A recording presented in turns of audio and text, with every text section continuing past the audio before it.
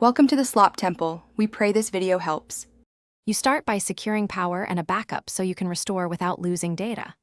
Once done, plug in your recovery USB or DVD and reboot the PC. During the post screen, press the BIOS key, F2, Del F12, until the firmware menu appears. Make sure you know whether your system uses UEFI or legacy mode. This affects boot choices. If needed, disable fast startup in Windows now so the machine truly enters firmware on reboot.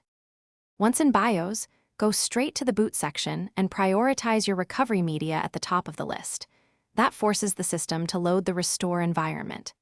If you're on UEFI and the recovery tool is legacy, temporarily turn off Secure Boot or enable CSM so the media will boot.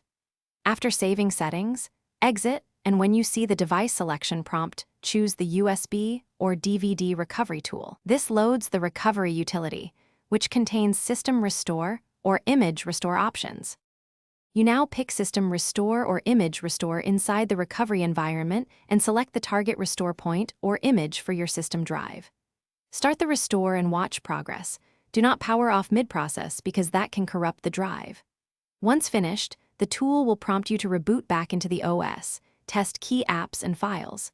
If the restore fails, reset BIOS to defaults, confirm SATA/NVMe connections, try another USB port, or recreate the recovery media. These steps resolve most boot. Thanks for watching. Consider subscribing if we helped you.